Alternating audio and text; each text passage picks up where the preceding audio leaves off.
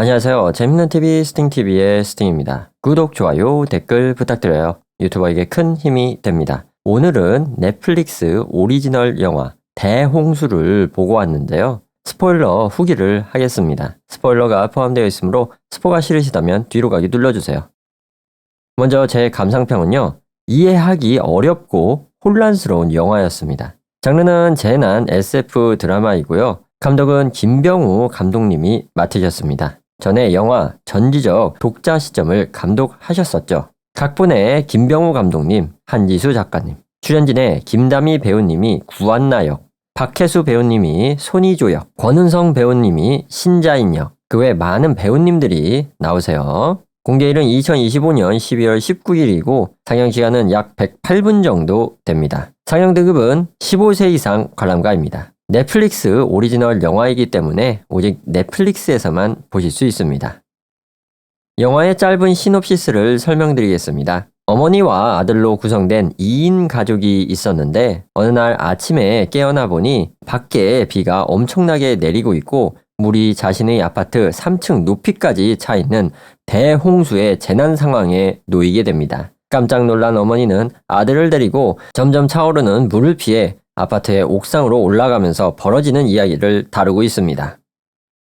이제 영화의 전체 내용을 길게 설명하겠습니다. 영화의 시대적 배경은 현재의 서울입니다. 구한나라는 20대 후반에 어머니가 있고 신자인이라는 미취학 아동이 함께 살고 있는 2인 식구가 오늘의 주인공인데요. 어머니 구한나는 다윈 연구소의 AI 연구원이었고 신자인은 바쁜 어머니의 사랑을 갈구하고 칭얼대는 아이 같아 보였습니다. 그리고 안타깝게도 당뇨를 앓고 있었죠. 어느 날 잠에서 깨어나 밖을 보니 비가 억수로 내리고 있었고 아들과 함께 아침을 준비하고 있었는데 그런데 밖에서 물이 들어오는 거예요. 밖을 보니까 자신의 집이 3층인데 이미 3층까지 물이 차서 물난리가 난 겁니다. 그때 대피하라는 방송이 울리고 정신없이 짐을 챙기고 있는데 다윈 연구소의 인력 보안 요원인 손희조에게 구하러 온다고 짧은 연락이 오게 됩니다. 하지만 그때 전화도 전기도 끊기게 돼요. 벌써 물이 발목까지 차올랐습니다. 최소한의 옷을 입고 아들의 약을 챙겨서 피난을 가려고 하는데 아들이 자기랑 안 놀아준다고 어머니에게 삐져가지고 옷장에 숨은 거예요. 어머니가 잘 달래서 아들을 업고 이제 아들과 함께 아파트 옥상으로 피난을 가게 되는데요. 밖에 나갔는데 비상구가 사람들로 꽉 막힌 겁니다. 그래서 반대편 비상구로 가게 되는데요. 여기에는 사람이 없는 겁니다. 알고 보니까 비상구를 다른 아파트 가구에서 짐으로 막아둔 거예요. 그래서 다시 돌아갑니다. 이 아파트가 복도식으로 쭉 연결되어 있는 아파트였거든요. 구하러 온다는 요원인 손희조가 저쪽 다른 층에서 구한나를 찾고 있는 겁니다. 그래서 안나가 나 여기 있어요 하면서 자신의 위치를 알게 되는데 그 짧은 시간에 아들이 없어졌네. 어머니가 아들을 찾아 가까운 어떤 집으로 들어갔거든요. 거기서 막 찾고 있는데 그때 베란다를 봤는데 엄청나게 큰 파도가 막 밀려오는 거예요. 바로 아파트가 빡 하고 충돌하면서 개아수라장이 되어버립니다. 파도가 겁나 커가지고 그 집이 물속에 완전 침수가 되어버립니다. 사람들이 다 쓸려 날아가고 그 숨막히는 상황에서 다행히 아들을 찾았는데 나가는 문이 안 열리는겨. 숨은 차오르고 위급한 상황이 됩니다. 그런데 그때 손희조가 문을 빡 열고 나타나 두 모자를 구해줍니다. 타이밍이 기가 막혀. 다행히 목숨을 구하고 손희조를 따라 옥상으로 올라가는데 그가 말하길 남극 대륙에 소행성이 충돌해서 얼음이 다 녹아버렸대요. 그래서 인류는 멸종하게 되었다고 합니다. 이미 인류의 멸종은 확정인 거예요.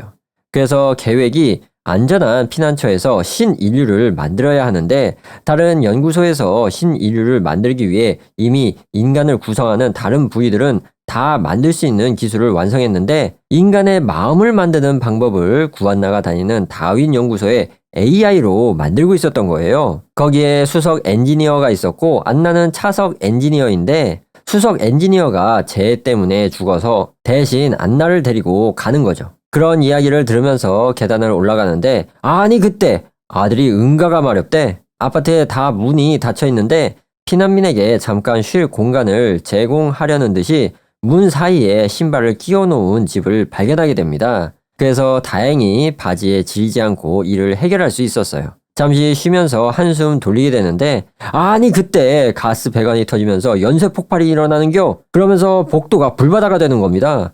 손이조가 난간을 밟고 먼저 위층으로 올라가고 불바다 아래층에서 구한나가 먼저 아들을 위로 올리려고 하는데 자꾸 아들이 칭얼거리면서 안 가려고 하는겨. 아니 그때 으악 하면서 구한나가 난간 밖의 시커먼 물속으로 떨어지게 됩니다. 다행히 다친 곳 없이 괜찮았어요.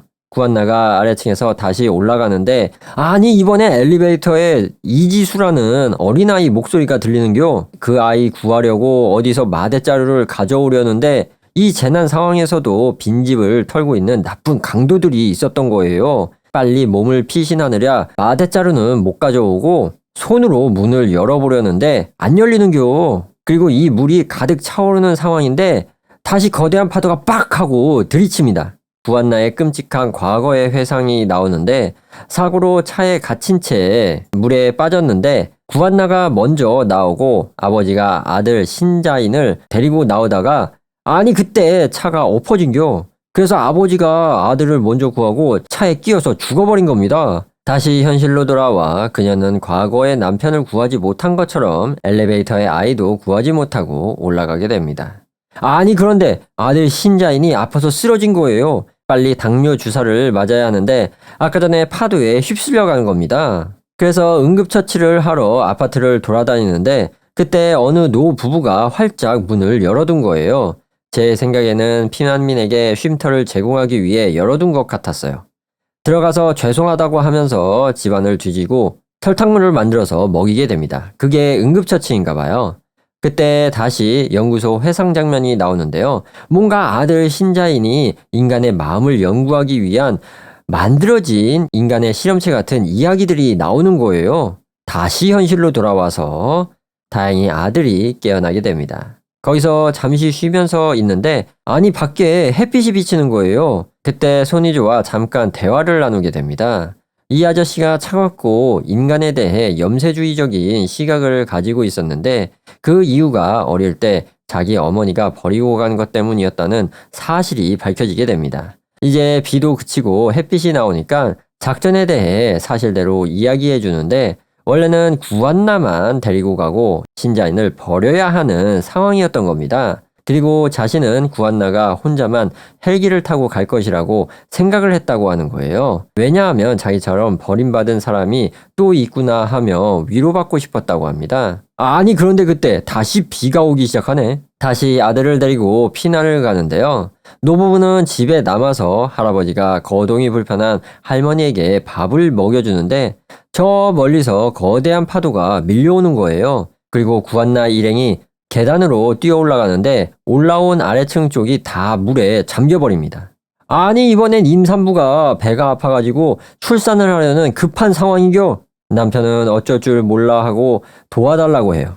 여기서 구한나가 죄송하다고 하고 그냥 올라가 버립니다. 29층에 가는데 구한나는 이제 아들을 놓고 가야 되는 상황이잖아요. 너무 괴로운 거야. 마지막 옥상에 올라가게 됩니다. 헬기가 있고 요원들이 오게 되는데 아니 자인이가 아까 암시한 것처럼 만들어진 인간이었던 거예요. 그래서 데이터가 중요하잖아요. 그 아이를 데려가는 게 아니라 뇌만 꺼내서 가져가는 거예요. 구한나가 오열하고 눈물바다가 되는데 여기서 손이조가 다른 요원들에게 제거를 당합니다. 그리고 직급이 높은 사람이 말하길 임시보호소라는 것은 없다는 거예요. 그리고 탈출하는 사람은 오로지 구한나뿐이라는 겁니다. 이 요원들도 자기 목숨을 버릴 각오를 하고 온 거예요. 그렇게 해서 아들 뚜껑 따이고 뇌만 적출해서 상자에 담겨서 구한나는 우주선을 타고 우주로 나아가게 되고 지구에는 엄청난 파도가 덮치게 됩니다. 신인류를 제작하는 시설이 우주에 있는 거예요. 거기까지 구한나와 다른 연구원들을 태운 우주선이 가면서 브리핑을 해주는데 모든 설비가 완성이 되었는데 신자인으로 아이의 마음이 완성되었으니까 이제 어머니의 마음을 만들어야 되는 거예요. 어떻게 만드냐면은 AI 기술로 어머니와 아들을 만들어서 힘든 재난 상황을 주고 아들을 떨어뜨려 놓게 됩니다. 어머니가 장애물을 헤쳐나가면서 아들을 찾게 만드는데요. 아들을 찾는 것이 실패하면 다시 처음부터 시작하고 그것을 수만 번 반복해서 그 경험이 쌓여서 어머니의 마음이 완성된다는 겁니다. 아니 그때 운석이 떨어지면서 앞에 가는 우주선이 운석 맞고 박살난 겁니다. 그 파편들이 구안나 우주선으로 확 덮쳐오는데 갑자기 영화는 처음에 구안나 침실로 오게 됩니다. 그리고 구안나 옷을 보면 491이라고 써 있어요. 또한 아까처럼 대홍수가 진행되고 있는 겁니다. 이쯤에서 눈치 빠른 관객분들은 이것이 어머니의 마음을 만들기 위한 시뮬레이션 상황인 것을 알 수 있죠. 아까는 현실이었고 지금은 시뮬레이션 세상입니다. 그 이후에 똑같이 손이조가 찾아오고 재난 상황이 계속 반복이 됩니다. 그런데 뭔가 살짝 달라져 있어요. 대신 시뮬레이션 실험체 구안나가 반복 학습으로 무엇이 일어날 것인지 기억을 하고 있는 것 같더라고요. 그런데 워낙 돌발 상황이 발생하고 시뮬레이션이 억지로 아들과 떨어지게 만드는 성향이 있어서 기억이 있어도 아들을 잃어버리고 재난 상황도 마냥 똑같이 오질 않아서 그것을 대처하기가 너무 어려운 거예요. 아들 찾기 난이도가 엄청 높은 겁니다. 손이조도 나와서 도와주는데 계속 반복하고 기억이 있는데도 계속 실패합니다. 그렇게 계속 실패하다가 지수라는 아이가 갇혀있는 그 엘리베이터를 마주하게 돼요. 구안나가 수십 번을 반복해서 마대자루를 분질러서 막대기를 만들고 지렛대의 원리로 문을 열어서 지수를 구하게 됩니다. 그 신혼 부부집에 가서 지수를 따뜻한 옷으로 갈아입혀줍니다. 지푸라기라도 잡는 심정으로 잃어버린 아들에 대해 지수에게 물어봅니다. 아니 지수가 안에 갇혀있을 때 어떤 사람들이 그 아이를 붙잡고 뭔가 물어봤다는겨. 근데 그 사람들이 지수가 묘사하는 걸 들어보니까 빈집털이 하던 나쁜 2인조 강도놈들이었던 겁니다. 그 강도들을 쫓아가는데 아니 이 나쁜 놈들이 노 부부댁 있죠? 거기에 들어가서 폭행을 하고 있는겨. 안나도 이미 들어갔다가 죽는 엔딩을 수십 번 경험하게 됩니다. 그럼에도 불구하고 할아버지를 구하고 아들의 행방을 알려고 다시 들어가죠. 이번에는 2인조 강도들이 안나를 발견하고 그냥 지나쳐서 가려고 하는 거예요. 아니 그때 저 반대편에서 손이조가 아들을 찾았냐고 외치는 겁니다.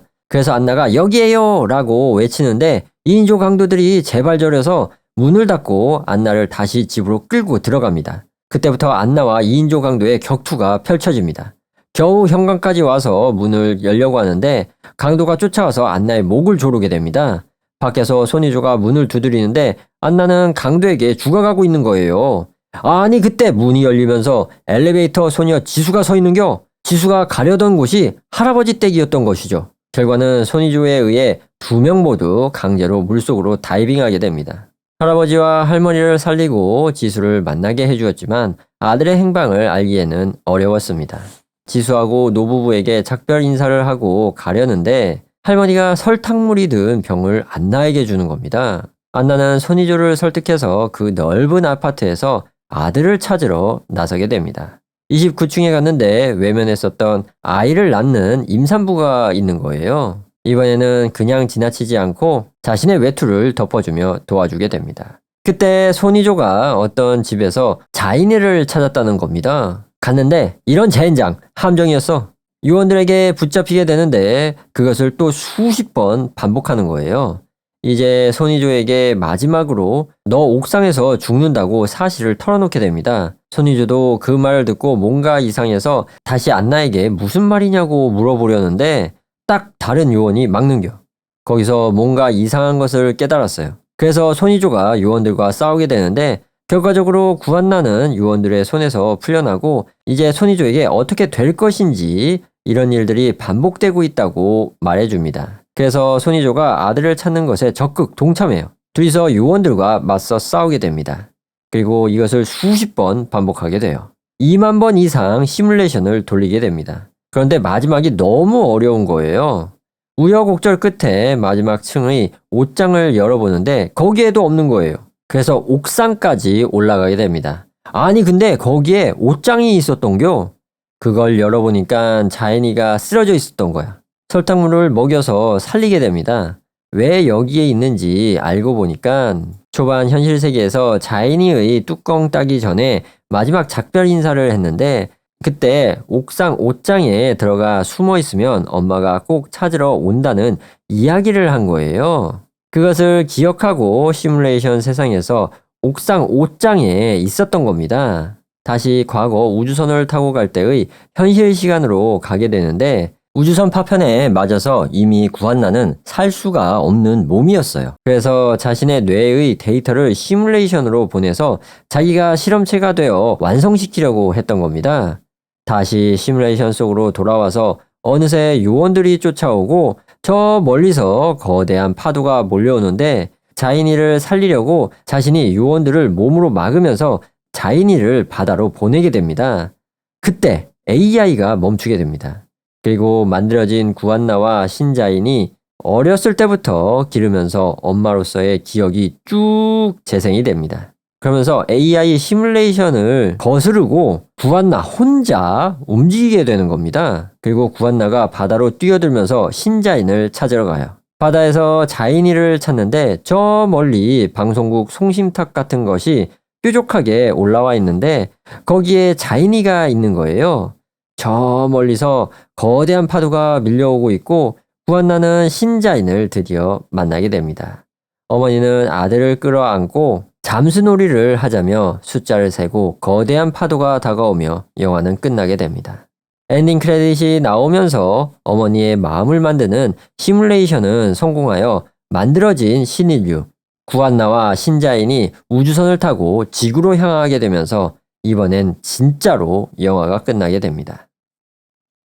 다음으로 영화의 해석을 말씀드리겠습니다. 제 개인적인 생각이며 정답이 아니에요. 제가 생각하기에 영화가 이야기하고자 하는 것은 인간을 인간답게 만드는 것은 이타심이다 라고 전하고 있는 것 같습니다. 영화에서 멸망한 인류의 목적은 우주에서 신인류를 만들어 다시 지구로 보내는 일입니다. 우주에서 인간을 만들게 되는데 인간을 구성하는 여러 부분 중 어머니의 마음이라는 부분에 영화는 집중하게 됩니다. 이것을 만드는 과정이 AI로 인간의 마음을 프로그래밍 하게 되는데 시뮬레이션 상황에서 어떠한 장애물이 있고 아들을 구하기 위한 어머니 구한나의 데이터를 넣어 학습시키는 방식으로 어머니의 마음을 만들게 됩니다. 그런 시뮬레이션 상황에서 구한나가 생존이라는 계산적인 행동을 하여 혼자 살아남게 되면 다시 처음으로 돌아가게 됩니다. 실패했다는 소리예요. 하지만 그녀가 위급한 재난 상황에도 불구하고 남을 도와 엘리베이터에 갇힌 어린이를 구하고 산모가 아기 낳는 것을 도와주며 위기에 빠진 노부부를 구해주는 등 생존하는 데 비합리적인 행동을 하게 됩니다. 하지만 오히려 그것이 구한나가 장애물을 넘는 디딤돌이 되었고 아들을 만날 수 있는 길이 되어주는데요. 마지막 옥상에서도 마찬가지로 어머니는 자신의 몸을 살리지 않고 요원들을 막으며 아들을 도망갈 수 있게 만들어주는데 그냥 혼자 도망가면 되는데 자신의 몸으로 막으면서 아들을 살려보내면서 비합리적인 선택을 합니다. 그리고 여기서 AI는 작동을 멈추게 되죠. 왜 멈추었는지 제 나름대로 생각해 본 건데 아마도 AI는 완전 계산에 특화된 기계란 말이에요. 하지만 구한나의 그런 계산적이지 않은 비합리적인 행동이 오히려 인간다움이라고 판정을 내린 것입니다. 그래서 완전 계산적인 기계가 완전 비합리적인 행동이 옳다고 결론을 내렸으니 거기에 괴리가 생기면서 그때 시뮬레이션이 멈추었던 것이 아닌가 하는 추측을 해보았는데요. 그 이후에 AI도 판단하기 어려웠는지 이후 어머니가 어떤 행동을 보이는지 어머니만 움직이게 해줍니다. 혼자만 움직일 수 있었던 어머니는 망설임 없이 아들에게 가기 위해 시커먼 바닷속으로 몸을 던지게 됩니다. 이후 파도가 거칠게 휘몰아치는 바다에서 아들을 찾아 함께 끌어안고 아들을 안심시키며 최후를 맞이하게 되는데요. 이건 역시 생존에는 매우 비합리적인 행동이지만 시뮬레이션의 최종 목표인 아들을 찾으면서 이 비합리적인 행동이 인간의 마음을 완성시키며 신인류가 만들어지게 되고 지구로 돌아가게 됩니다. 영화는 구안나가 주인공이고 어머니의 마음을 만드는 것을 집중적으로 보여주고 있기 때문에 마치 모성애에 관련된 이야기로 볼 수도 있지만 저는 거기에 국한되지 않고 넓은 의미에서 인간의 이타적인 마음에 대해 이야기하고 있다고 보았습니다. 왜냐하면 구안나와 신자인 외의 주변 인물들의 행동을 보면서 느꼈는데요. 재난 상황에서 피난민들에게 자신의 집의 화장실과 물을 먹을 수 있도록 문을 개방한 집이 있었습니다. 생존에 대해 계산해 볼 때 그 집의 그런 행동은 굉장히 비합리적인 일입니다. 자신도 물자가 부족한데 왜 남을 도와주나요? 그리고 아들이 응가가 마렵다고 골치 아픈 상황에서 지나가는 피난민들에게 휴식을 제공하기 위해 일부러 신발을 문에 끼워놔서 문을 열어두고 피난을 간 신혼부부집이 있었는데요. 남들은 다 닫고 갔는데 왜 열어두나요? 비합리적인 행동이죠. 물론 나중에 그 신혼부부는 구한나에게 출산을 할 때 도움을 받게 됩니다. 그리고 구한나의 회상에서 구한나의 남편이자 신자인의 아버지가 차에 물에 빠졌을 때 자신이 먼저 나올 수 있었는데 왜 아들을 구하다가 죽었을까요? 생존의 비합리적인 행동 아닌가요? 그리고 노부부를 봐봐요. 저 멀리서 엄청 큰 파도가 몰려오는데 도망가지 않고 거동이 불편한 아내를 위해 남편이 밥대를 맞춰서 아내가 배고프지 말라고 밥을 먹여주잖아요. 할아버지 혼자 왜 도망 안 갔을까요? 이미 답을 알고 계실 것이라 생각합니다. 이 모든 것을 볼 때 영화가 이야기하고 싶은 것은 구한나의 모성애에 국한된 것이 아니라 보다 넓게 생각하여 인간의 이타심이야말로 인간을 인간답게 만드는 것이라고 전달하고 있는 것 같습니다. 결론적으로 구한나가 선택한 수많은 비합리적 행동들은 생존 공식에서는 오답이었을지 몰라도 인간이라는 마음을 정의하는 데는 유일한 정답이었습니다. 따라서 인간을 인간답게 만드는 것은 위기의 상황에서 비합리적인 선택을 하는 인간의 이타심이라고 말할 수 있겠습니다. 현대사회는 매일 경쟁과 효율 및 생존을 요구합니다. 하지만 결정적인 순간 우리를 구원하는 것은 결국 누군가를 위해 문을 열어두고 남을 도와주었던 그 비합리적인 이타심일지 모릅니다. 영화 대홍수는 그 뜨거운 이타심이 재난으로 멸망한 세상을 다시 시작하게 할 유일한 희망임을 묵묵히 보여주고 있다고 볼 수 있습니다. 다음으로 이 영화의 장점을 살펴보겠습니다. 저는 이 영화가 초반 재난 상황을 묘사한 방식이 기대 이상으로 훌륭하다고 느꼈습니다. 영화 시작 후 약 35분간 이어지는 초반부는 상세한 인물 소개나 상황 설명 대신 평범한 일상을 짧게 보여준 뒤 곧바로 대홍수의 재난 상황으로 돌입합니다. 이 전개가 매우 경쾌하고 속도감이 있어 지루함 없이 몰입하기 좋았는데요. 이후 피난 과정에서 쉴 새 없이 몰아치는 위기 상황들은 긴장감을 팽팽하게 유지해 줍니다. 또한 아픈 사람, 도와주는 사람, 갈등을 일으키는 사람 등 다양한 인간 군상들이 등장을 합니다. 스피디한 진행과 군더더기 없는 편집을 제외하면 전형적인 재난 영화의 문법을 충실히 따르고 있는데 덕분에 익숙하면서도 안정적인 재미를 주고 있습니다. CG 역시 헐리우드의 대작만큼 압도적이지는 않지만 거대한 파도가 아파트를 덮치는 장면 등은 재난의 파괴력을 충분히 전달하며 약간의 어색한 장면이 있었지만 그게 몰입을 방해하지 않는 수준이었습니다. 후반부 우주 장면과 운석 충돌 묘사 또한 재난 영화의 스펙터클을 잘 표현했다고 느껴집니다. 카메라 구도 또한 훌륭했습니다. 고층 아파트에서 추락하는 위기 상황을 수직과 수평 등 다각도로 잡아내어 불안감을 극대화했고 수중 장면에서 숨쉬지 못하는 답답한 표현이나 어두운 수중의 느낌도 실감나게 연출했습니다. 효과와 조명의 연출 또한 훌륭했습니다. 재난의 긴박함은 비 내리는 풍경과 시커먼 물로 표현하고 구원의 순간은 밝은 조명을 활용해 그 시커먼 물조차 환하게 보이도록 연출했습니다. 배우들의 연기 중에는 구한나 역의 김다미 배우가 단연 돋보입니다. 초반에는 연약해 보여도 아이를 지키려는 강인한 모성애를 보여주었고 중반 이후 비밀이 밝혀지며 겪는 복잡한 감정 변화와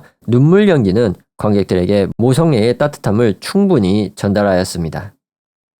다음으로 이 영화의 단점을 알아보겠습니다. 저는 시나리오라고 생각해 봤는데요. 앞서 언급한 모든 장점을 상쇄할 정도로 후반부의 이야기 전개가 아쉽습니다. 영화는 초반 35분간 재난 장르를 고수하다가 중반 이후 갑자기 SF 드라마로 급격히 전환됩니다. 모성애라는 주제는 명확하지만 이를 풀어내는 방식이 기획 단계부터 어긋난 것처럼 마치 서로 다른 두 개의 각본을 억지로 이어붙인 듯한 인상을 줍니다.